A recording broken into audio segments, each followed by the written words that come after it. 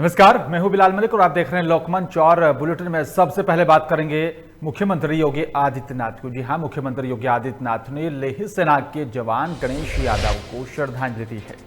लेह में कर्तव्य पालन के दौरान शहीद हो गए थे मऊ निवासी गणेश यादव।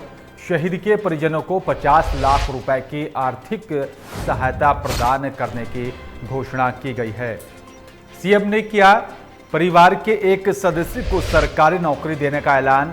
जिले की एक सड़क का नामकरण शहीद के नाम पर करने की भी घोषणा की गई है। इस वक्त की बड़ी खबर आपको बता रहे हैं। आपको बता दें कि यहां पर सीएम योगी ने बड़ा ऐलान किया है और आपको बता दें कि मुख्यमंत्री योगी आदित्यनाथ ने लेह सेना के जवान गणेश यादव को श्रद्धांजलि अर्पित की और लेह में कर्तव्य पालन के दौरान शहीद हो गए थे मऊ निवासी गणेश यादव। शहीद के परिजनों को 50 लाख रुपए की आर्थिक सहायता देने की यहां पर सीएम योगी ने घोषणा की है।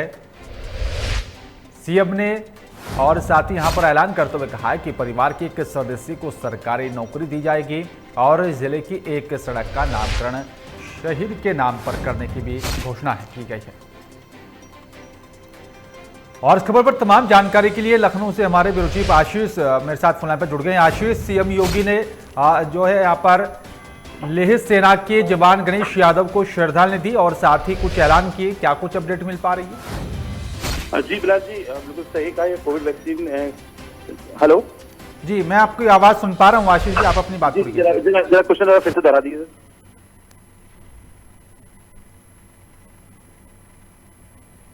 आशीष जी, सीएम योगी ने लेह सेना के जवान गणेश यादव को श्रद्धांजलि अर्पित की और साथ ही कुछ परिवार के लोगों के लिए ऐलान किया, क्या कुछ ताजा अपडेट है इस पूरे मामले में? जी जी जी बिलाल जी, बिल्कुल सही कहा आपने। जो लेह में अपने कर्तव्य का पालन करते करते वीरगति को प्राप्त हुए थे, ये मऊ निवासी हैं। इनका नाम गणेश यादव जी है और इनकी वीरता को नमन करते हुए उनको मुख्यमंत्री जी ने भावभीनी श्रद्धांजलि भी दी है और गणेश यादव के परिजनों को 50 लाख रुपए की आर्थिक सहायता भी प्रदान की है। और साथ ही साथ उन्होंने परिवार में नौकरी की, एक परिवार के एक सदस्य को नौकरी भी दी जाएगी जी। और साथ ही साथ सड़क, जो भी सड़क उनके क्षेत्र से या उससे गुजरेगी, उसमें भी उनका नामकरण किया जाएगा। जी बिलाल जी। जी, शुक्रिया आपका आशीष तमाम जानकारी साझा करने के लिए। तो यहाँ पर सीएम ने जो है शहीद के परिवार को 50 लाख रुपए देने की घोषणा की और साथ ही जिले के एक सड़क का नामकरण भी शहीद के नाम पर रखने का ऐलान किया गया है। और इस बीच लखनऊ से एक और बड़ी खबर आ रही है। आपको बता दें कि फ्रंट लाइन वर्कर्स के खिलाफ सरकार सख्त हो गई है। कोविड वैक्सीनेशन नहीं लगवाने पर सरकार सख्त नजर आ रही है। लोगों को चिन्हित कर 15 दिन में कार्रवाई के आदेश जारी किए गए हैं। सरकारी सुविधाओं पर प्रतिबंध लगाकर यह कार्रवाई होगी। संक्रमण होने पर नहीं मिलेगी सरकारी वित्तीय मदद। क्वारंटीन होने के लिए भी नहीं मिलेगी छुट्टी और 65,000 फ्रंटलाइन वर्कर्स ने यहां पर जो है पहली डोज नहीं ली है। इसको लेकर अब सरकार सतर्क नजर आ रही है। और खबर पर भी तमाम जानकारी के लिए लखनऊ से हमारे ब्यूरो चीफ आशीष मेरे साथ फोन लाइन पर जुड़ गए। आशीष, फ्रंटलाइन वर्कर्स के खिलाफ सरकार सख्त नजर आ रही है। जी जी बिलाल जी, जब से दोबारा ये कोरोना जब से पता चला है कि दोबारा फिर से फैलने लगा है, महाराष्ट्र आदि राज्यों में फैल चुका है, तो मुख्यमंत्री जी ने साफ साफ कहा है कि पहले तो इन राज्यों से कोई आने वाले व्यक्ति यहाँ पर आए, उनका टेस्ट कराया जाए। और एक साथ ही साथ फ्रंटलाइन वर्कर्स हैं जिन्होंने इस मुहिम में मुख्यमंत्री का साथ दिया है और देश का साथ दिया है, वो उनमें कुछ लोग हैं जो वैक्सीन लगवाने से डर रहे हैं और सामने नहीं आ रहे हैं। तो मुख्यमंत्री जी को जब ये पता चला तो उन्होंने काफी नाराजगी जाहिर की है और फ्रंट लाइन वर्कर्स के खिलाफ कार्रवाई करने को भी कहा गया है कि इनको चिन्हित किया जाए। जो वैक्सीन नहीं लगवा रहे हैं उनको चिन्हित किया जाए और उन पर 15 दिन के अंदर उनको समय दिया जाए, उसके बाद उनके पर कार्रवाई की जाए। जी बिलाल जी। बिल्कुल, और साथ ही कहा है कि 15 दिन में ही कार्रवाई करने के भी आदेश यहाँ पर जारी किए गए हैं। क्या कुछ माना जाए कि आने वाले दिनों में जो फ्रंटलाइन वर्कर्स हैं वो सामने निकल कर आएंगे और जो कोविड वैक्सीन है उसको लिया जाएगा?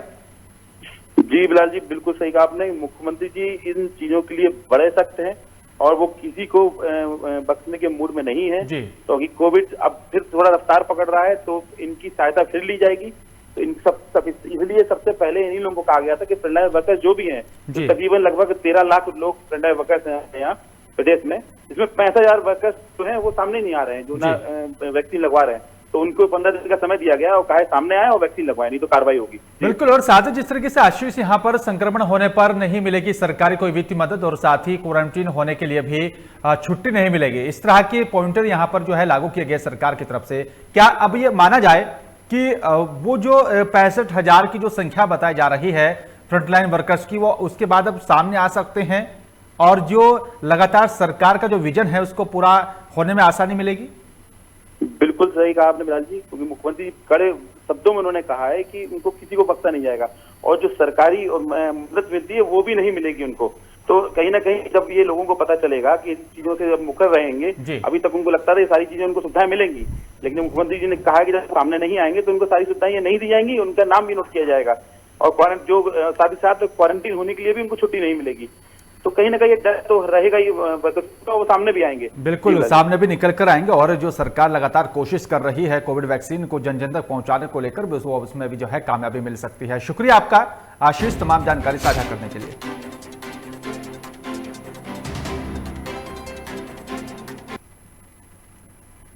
देश में बढ़ रहे कोरोना के मामलों को लेकर केंद्र ने भी सख्ती बढ़ा दी है। आपको बता दें कि केंद्रीय गृह सचिव अजय भल्ला ने सभी राज्यों और साथ ही केंद्र शासित प्रदेशों को पत्र लिखकर कोरोना वायरस गाइडलाइन को 31 मार्च तक बढ़ाने के निर्देश जारी किए।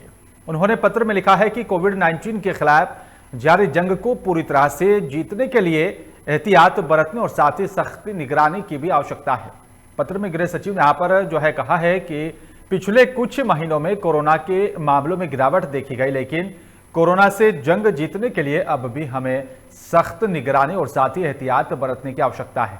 इस बात को ध्यान में रखते हुए 27 जनवरी 2021 को जारी आदेश को अब 31 मार्च 2021 तक बढ़ाया जा रहा है।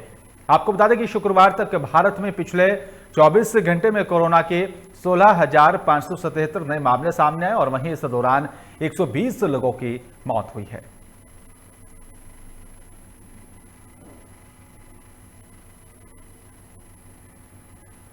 देश के सबसे अमीर उद्योगपति मुकेश अंबानी के निवास स्थान इंजुलिया के बाहर संदिग्ध कार मामले में मुंबई क्राइम ब्रांच को अहम सुराग मिले हैं। मुंबई क्राइम ब्रांच को यहां पर मुलुंड टोल प्लाजा का सीसीटीवी फुटेज मिला है, जिसमें रात 3:05 पर सफेद Innova car Mulund toll cross कर ठाणे शहर में यहां पर एंट्री कर रही है। जानकारी के मुताबिक इस कार में स्कॉर्पियो का ड्राइवर भी पीछे की सीट पर बैठा है, जिसने यहां पर खुद को छुपा कर रखा हुआ है। अब एजेंसियां यहां पर जो है घेराबंदी कर ठाणे, शाहपुर, नासिक, भिवंडी तक के सीसीटीवी फुटेज खंगाल रही है। बताया जा रहा है कि इनोवा में भी फर्जी नंबर प्लेट इस्तेमाल हो सकता है।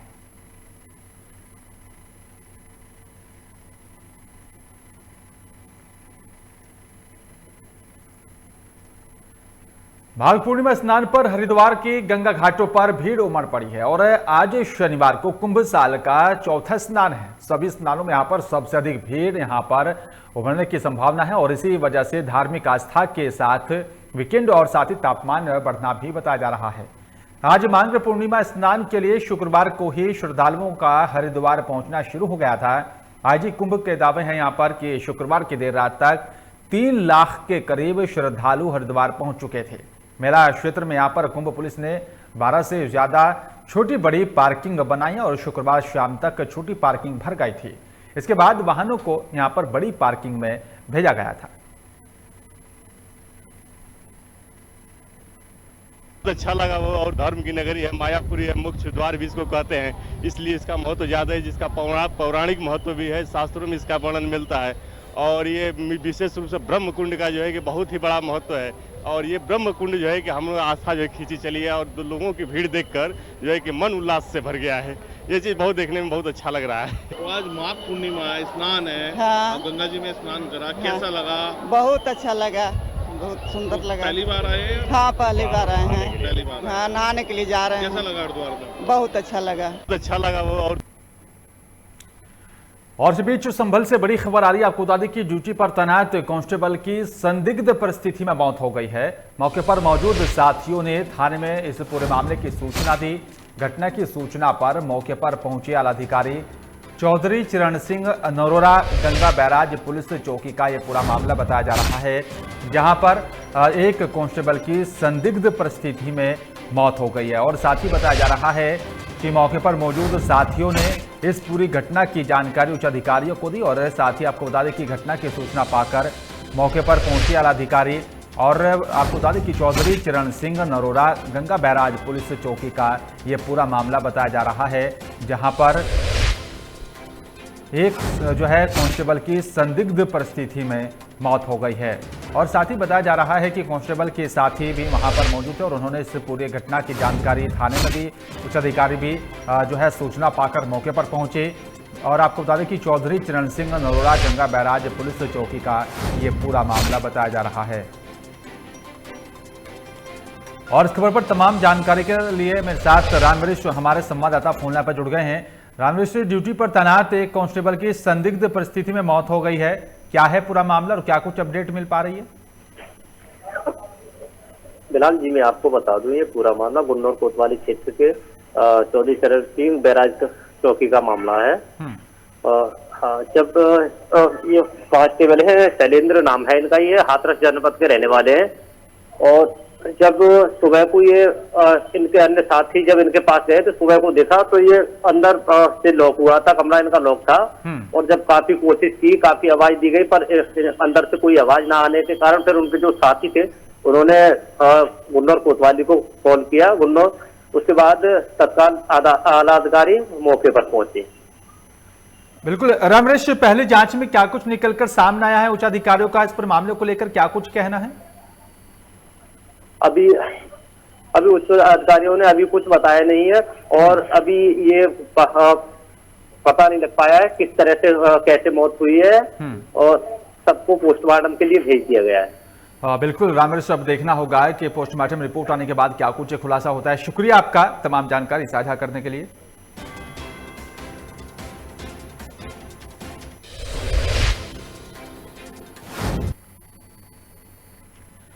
सपा अध्यक्ष अखिलेश यादव 3 मार्च को अलीगढ़ आएंगे और वे यहां पर चप्पल के जिकरपुर में किसान महापंचायत को संबोधित करेंगे।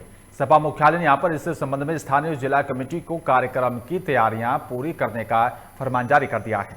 पूर्व में यहां पर सांसद चौधरी विजेंद्र सिंह के सपा में शामिल होने के बाद जाट बहुल चप्पल में भी पूर्व सीएम अखिलेश यादव की ये पहली जो है जनसभा होगी। जिलाध्यक्ष गिरीश यादव ने बताया कि मुख्यालय के निर्देश पर ही सभी पूर्व विधायक, सांसद, पदाधिकारी, कार्यकर्ताओं सभी अवसर बताया जा रहा है कि फ्रंटलों के अध्यक्ष को भी इस महापंचायत की तैयारियों में जुटने के लिए आह्वान किया गया। इससे यहाँ पर अलीगढ़ की किसान और साथ ही नौजवानों, बेरोजगारों की यहाँ पर समस्याओं को राज्य स्तर पर आवाज पहुंचाने का भी काम किया जाएगा,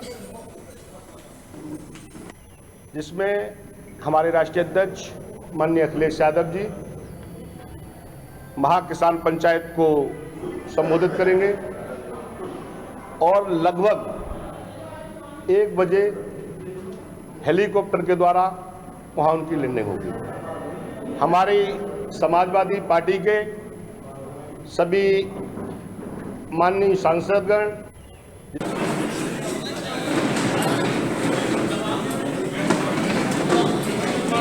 तो आपको बता दें कि जिलाध्यक्ष गिरीश यादव ने जानकारी देते हुए बताया कि 3 मार्च को टप्पल जो है पूर्व सीएम अखिलेश यादव के आने का कार्यक्रम है और यहां पर एक किसान पंचायत को संबोधित किया जाएगा। और साथ ही आपको बता दें कि अखिलेश यादव के इस पूरे कार्यक्रम को लेकर सपा के नेता और साथ ही कार्यकर्ता तैयारियों में जुट गए हैं और आपको बता दें कि एक किसान पंचायत का यहां पर आयोजन किया जाएगा। और इस खबर पर तमाम जानकारी के लिए मोहित हमारे संवाददाता फोन पर जुड़ गए। मोहित, 3 तारीख को जो है पूर्व सीएम अखिलेश यादव चप्पल पहुंचेंगे, क्या कुछ पूरा कार्यक्रम रहेगा? बता दें कि सपा के मुखिया यानी कि अखिलेश यादव 3 मार्च को अलीगढ़ पहुंचेंगे और टप्पल में किसान महापंचायत को संबोधित करेंगे। हालांकि लगातार किसानों के द्वारा बिल वापस लेने के लिए जगह जगह प्रदर्शन किए जा रहे हैं और समाजवादी के को उसका पूरा समर्थन मिला हुआ है। यही कारण है कि समाजवादी पार्टी के राष्ट्रीय अध्यक्ष अखिलेश यादव द्वारा किसानों के समर्थन में जगह जगह किसान पंचायत करने का ऐलान किया गया, जिसको मद्देनजर देखते हुए लगातार समाजवादी लोग कभी तो महंगाई के विरोध में या किसान पंचायत का समर्थन देने में साफ तौर से आए। तो यही कारण साफ तौर से माना जाए कि अखिलेश यादव अपने हेलीकॉप्टर से द्वारा ये टप्पल में पहुंचेंगे। और इनके पूरे कार्यक्रम की बात करें तो हमारे जो अखिलेश यादव समाजवादी पार्टी के जो जिलाध्यक्ष हैं गिरीश यादव, उनसे जब हमारी बात हुई तो उन्होंने साफ तौर से यही बताया कि 3 मार्च को 12 बजे टप्पल पर अखिलेश यादव पहुंचेंगे। हेलीकॉप्टर से इनका प्रोग्राम होगा। 12 बजे तक अलीगढ़ आने की इनकी पूरी संभावना है। उसके बाद वो किसान की महापंचायत को संबोधित करेंगे, क्योंकि लगातार देखने को यही मिल रहा है बिलाल जी कि महंगाई को लेकर समाजवादी लगातार प्रदर्शन पर करे हुए हैं। और हालांकि किसान जो पंचायत चल रही है, किसानों के समर्थन में लगातार 3 बिल वापसी के लिए समाजवादी लोग लगातार किसानों का संबोधन करते हुए किसानों के समर्थन में साफ तौर से आए, क्योंकि आगामी चुनावी साल है तो उसको साफ तौर से देखा जाता है कि चुनावी रूपरेखा मनाने के लिए, यानी कि किसानों को ले जाने के लिए, क्योंकि अलीगढ़ शहर में को सबसे ज्यादा जाट बाहुल क्षेत्र माना जाता है, चाहे वो टप्पल का इलाका हो या गोंडा का इलाका हो, जहाँ लगातार जाट बाहुल क्षेत्र अलीगढ़ रहा है। और किसानों का समर्थन जो जाट लोग हैं उनको मनाने के लिए लगातार ये एक बड़ा दौरा अखिलेश यादव के द्वारा किया जा रहा है, जिसको 3 मार्च को महापंचायत और किसानों को संबोधित करेंगे। बिल्कुल, और देखना होगा कि और यहाँ पर जो है अखिलेश यादव के साथ कौन कौन जो है नेता स्टेज पर मौजूद रहेंगे। शुक्रिया आपका तमाम जानकारी साझा करने के लिए। संभल में कृषि कानूनों के विरोध में किसानों ने बीजेपी का विरोध प्रदर्शन जो है लगातार किसान यहां पर कर रहे हैं। और साथ ही आपको बता दें कि किसानों ने अपने घरों के बाहर बीजेपी मुक्त के पोस्टर भी चस्पा कर दिए हैं। वहीं किसानों का कहना है कि हमारे घर से वोट नहीं जाएगा, इसलिए हमने अपने घरों के बाहर पोस्टर चस्पा कर दिए हैं। और साथ ही किसानों का कहना है कि केंद्र सरकार ने कृषि कानूनों को जबरदस्ती लागू किया है। किसान महीनों से यूपी बॉर्डर पर विरोध प्रदर्शन कर रहे हैं, लेकिन मौजूदा सरकार किसानों की नहीं सुन रही है, इसलिए किसान और साथी अब बीजेपी को वोट नहीं देंगे। हाँ, आपके गांव में पोस्टर चिपका रहे हैं, किसने चिपका रहे हैं? गांव में पोस्टर इसलिए चिपका रहे हैं कि जो 3 महीने से किसान आंदोलन कर रहे हैं दिल्ली गाजीपुर बॉर्डर पर और दूसरे सभी बॉर्डरों पर कर रहे हैं सभी प्रदेशों के किसान, तो वहाँ सरकार अभी भी दबाव में नहीं आ रही। सरकार सोच रही है कि थोड़े से किसान, मुट्ठी भर किसान वहाँ गाजीपुर में, लेकिन ये गांव-गांव किसान आंदोलन चल रहा है अब। और किसानों ने, गाँव के सभी किसानों ने ये ठाना अब कि क्या नाम है भैया आपका? अंकित चौधरी। ये जो आप पोस्टर लगा रहे हैं, किसने लगा रहे हैं? ये किसान आंदोलन के पोस्टर लग रहे हैं। जब हमारे किसान हैं वहाँ बॉर्डर पर पड़े हैं, प्रदेशों से आए हुए किसान हैं वो हमारे, तो जैसे वो किसान है हम भी किसान हैं, हम भी किसान के पुत्र हैं। हम अपना हक मांग रहे हैं सरकार से। सरकार ये 3 कानूनों को वापसी दे, पूरा MSP पे पूरा रेट दे और हमारा हक हमें। कितने गाँव में ये कार्यक्रम चल रहा है? ये पूरे भारतवर्ष में जहाँ भी किसान है, पूरे भारतवर्ष में वहाँ सब जगह कार्यक्रम ये किसान रहे हैं। हम बीजेपी मुक्त, हमारा घर बीजेपी मुक्त हो गया। और इसी बीच हरिद्वार से बड़ी खबर आ रही है। आपको बता दें कि हर की पैड़ी पहुंच रहे श्रद्धालुओं की रैंडम चेकिंग की जा रही है। स्वास्थ्य विभाग ने सभी एंट्री पॉइंट्स पर काउंटर लगाए हैं और साथ ही मास्क लगाने की भी जानकारी और साथ ही हिदायत दी जा रही है। श्रद्धालुओं की यहां पर रैंडम कोरोना टेस्टिंग की जा रही है। आपको बता दें कि स्वास्थ्य विभाग सतर्क नजर आ रहा है, जिस तरीके से भारी संख्या में श्रद्धालु हर की पैड़ी पर पहुंच रहे हैं और यहां पर सभी श्रद्धालुओं के जो है रैंडम चेकिंग की जा रही है। स्वास्थ्य विभाग ने सभी एंट्री पॉइंट्स पर जो है अपने काउंटर लगाए हैं और साथ ही मास्क लगाने की भी हिदायत दी जा रही है।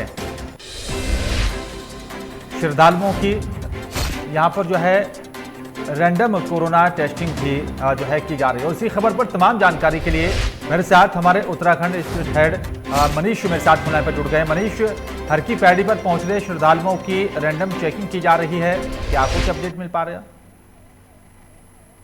सर बिल्कुल, आपको बता दें कि जिस तरीके से आज माघ पूर्णिमा का स्नान था, इसको लेकर के प्रशासन बिल्कुल सतर्क था। और अगर हम बात करें कि जिस तरीके से कुंभ का जो नोटिफिकेशन है वो 1 अप्रैल से लेकर के 28 अप्रैल तक करा गया है, पर इसके अलावा भी जिलाधिकारी ने जो स्नान पढ़ रहे हैं, ये जो आज का स्नान था माघ पूर्णिमा का, और इसके अलावा जो दूसरा स्नान जो शिवरात्रि का पड़ेगा उस दिन ये गाइडलाइन जारी करी है कि इसमें जितने भी श्रद्धालुगण आएंगे वो कोविड-19 की नेगेटिव रिपोर्ट लेकर के आएंगे। जो बुजुर्ग हैं, जो 50 साल से ऊपर, वो ना आए, बच्चे 10 साल से नीचे ना आए, जिससे कि उनको दिक्कत हो। इसके लिए प्रशासन ने कमर कस ली गई है और जगह जगह पर इन्होंने एक सिस्टम बना दिया गया है, हेल्थ सिस्टम बनाया गया है, सबकी मॉनिटरिंग कर रहे हैं, टेम्परेचर को मॉनिटर कर रहे हैं। अगर किसको लग रहा है कि ये सेंसिटिव है तो उसके लिए कोरोना टेस्ट भी तत्काल किया जा रहा है। इसके लिए बिलाल बता दें कि बॉर्डर पे भी सुविधा की गई है कि अगर किसको लगता है कि ये सिम्टम पाए जाते हैं कि इसके अंदर ये कोरोना है, तो उसको वहीं से बॉर्डर से वापस भेज दिया जा रहा है। और अगर कोई हरिद्वार के अंदर, उत्तराखंड के अंदर कोई अगर इस तरह से श्रद्धालु पाया जा रहा है तो उसको तत्काल बिल्कुल आइसोलेट करा जा रहा है। ये सारी सुविधा दी गई है और ये प्रशासन अपनी तरफ से बिल्कुल अलर्ट है बिलाल। बिल्कुल। और क्या कुछ माना जाए कि कितनी संख्या में श्रद्धालु अब तक यहां पर पहुंच चुके हैं और आस्था की डुबकी लगा चुके हैं मनीष?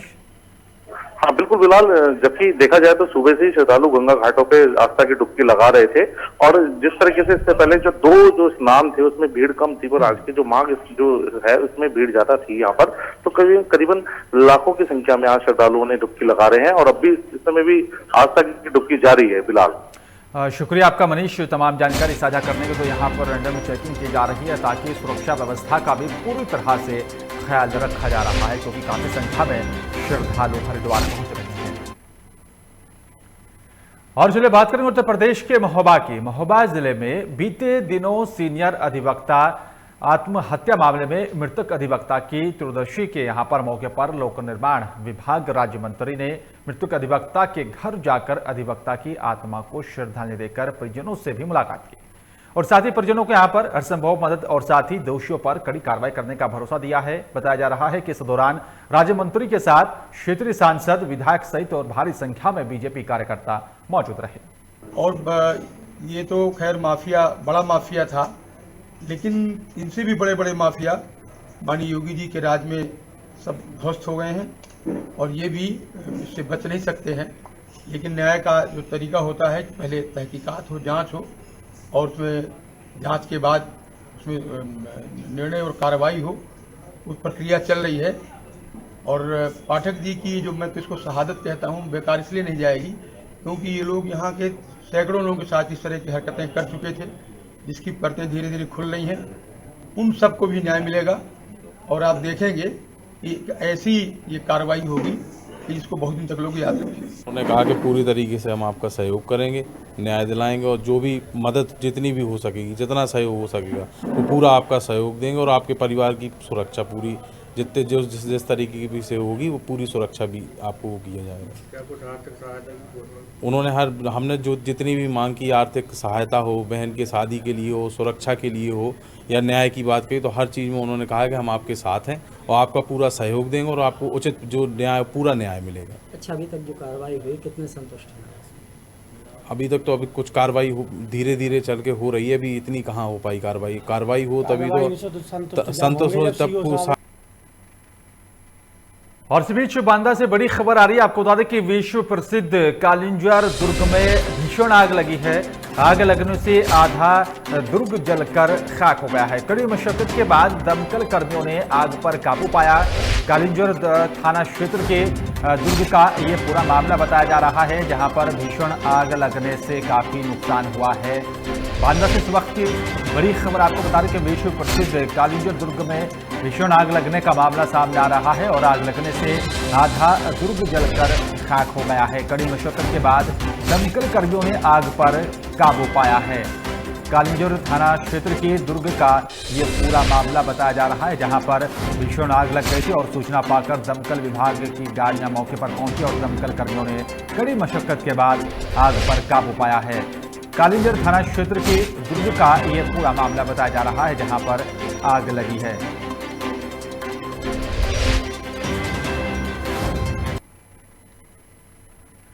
उत्तर प्रदेश के फिरोजाबाद में अदालत पेशी पर गया बंदी फरार हो गया है। आपको बता दें कि यहां पर आरोपी दहेज को लेकर अपनी पत्नी की हत्या और साथ ही नारकोटिक्स एक्ट के अपराध में जेल में था। वहीं जेलर आनंद सिंह ने बताया कि गुरुवार को जानलेवा हमले के एक यहां पर अन्य मामले में आरोपी को अदालत की तरफ से तलब करने पर जेल से एडीजी कोर्ट नंबर 11 के लिए भेजा गया था, जहां पर शाम को अदालत वापसी बंदियों में यहां पर ऋषिपाल जेल नहीं आया और जिसकी जानकारी साथ ही आरआई ने यहां पर दी है और वहीं मामले को लेकर ड्यूटी पर तैनात सिपाही को लापरवाही बरतने पर निलंबित कर दिया है। इस घटना के 1.5 घंटे के बाद इस आरक्षी महावीर सिंह ने सूचना दी, उसके तत्काल बाद ये सारी कार्यवाहियां प्रारंभ की गई। जानकारी पे पता चला है कि यह विचाराधीन बंदी ऋषि कुमार यादव थाना नगला खंगर क्षेत्र का रहने वाला है और अपनी ही पत्नी की हत्या के आरोप में फिरोजाबाद जेल में निरुद्ध था। इस पूरे घटनाक्रम की रिपोर्ट तलब की जा रही है, लेकिन प्रथम दृष्टया इस आरक्षी महावीर सिंह का दोष और मिलीभगत परिलक्षित हो रहा है, जिसके चलते इसको तत्काल प्रभाव से निलंबित कर दिया गया है। साथ ही साथ इसको हिरासत में ले लिया गया है और इसके खिलाफ मुकदमा दर्ज करने की भी कार्यवाही अमल में लाई जा रही है। साथ ही साथ 3 टीमें गठित की गई हैं ताकि इस भागे हुए विचाराधीन बंदी को तत्काल गिरफ्तार किया जाए। इसके लिए टीमें काम कर रही हैं। पूरे मामले की जांच की जाएगी, विभागीय कार्रवाई अमल में लाई जाएगी, किसी भी दोषी को बख्शा नहीं जाएगा। और इसी बीच कुशीनगर से बड़ी खबर आ रही है। आपको बता दें कि दारोगा की कार में ट्रक ने टक्कर मार दी है। हादसे में दारोगा अजय सिंह गंभीर रूप से घायल बताए जा रहे हैं। सूचना पर पहुंची पुलिस ने दारोगा को अस्पताल में भर्ती करवाया। पंडरौना पनियावा मार्ग पर सरगटिया गांव के पास ये हादसा हुआ है। इस वक्त की बड़ी खबर आपको कुशीनगर से बता रहे हैं, जहां पर दारोगा की कार में ट्रक ने टक्कर मार दी। हादसे में दारोगा अजय सिंह गंभीर रूप से घायल बताए जा रहे हैं। सूचना पर पहुंची पुलिस ने दारोगा को जो है अस्पताल में भर्ती करा दिया है। पंडरौना पनियावा मार्ग पर सरगटिया गांव के पास ये हादसा हुआ है। बताया जा रहा है कि सूचना पाकर पुलिस भी मौके पर पहुंची और साथ ही आपको बता दें कि कुशीनगर का ये पूरा मामला बताया जा रहा है, जहां पर दारोगा को कार में ट्रक ने टक्कर मार दी है। हादसे में दारोगा अजय सिंह गंभीर रूप से घायल बताए जा रहे हैं।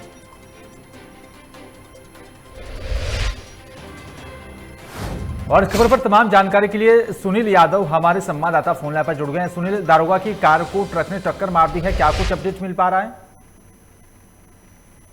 पंडरौना पनियावा मार्ग पर सरकटिया गांव के पास ये दुर्घटना हुआ है शाम को।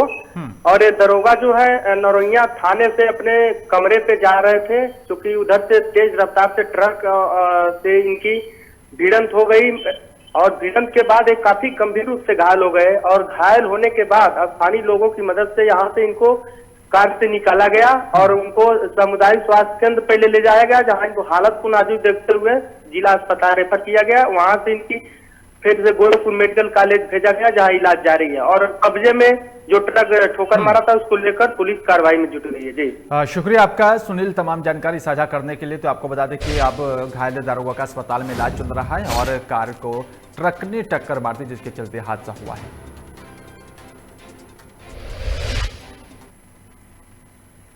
हापुड़ में पुलिस और साथी गैंगरेप के आरोपियों के यहां पर बीच मुठभेड़ का मामला सामने आ रहा है, जिसमें पुलिस ने 3 आरोपियों को गिरफ्तार कर लिया है। बताया जा रहा है कि गाजियाबाद से युवती को किडनैप कर गैंगरेप की घटना को अंजाम दिया गया था और जिसके बाद पुलिस ने 2 दिन के अंदर ही तीनों आरोपियों को मुठभेड़ के बाद गिरफ्तार किया है।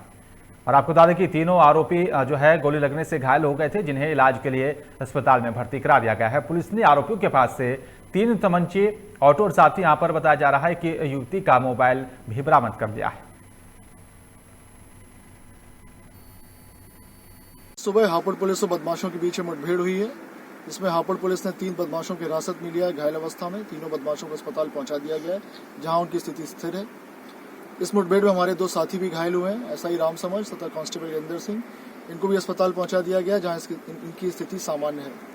बदमाशों ने पूछताछ में बताया कि 2 दिवस पूर्व जो महिला के साथ घटना हुई थी वो उन्होंने की थी। इसके पूर्व भी कई बार ये घटना का अंजाम दे चुके हैं। इसी तरह की घटना में इस्तेमाल हुआ ऑटो बरामद किया जा चुका है। साथ ही साथ महिला का मोबाइल फोन जिन्होंने रख लिया था वो भी बरामद किया जा चुका है। आवश्यक वैधानिक कार्रवाई की जा रही है। और फिलहाल इस बुलेटिन में मेरे साथ सिर्फ इतना ही। बाकी तमाम खबरों के लिए आप देखते रहिए लोकमंच। नमस्कार।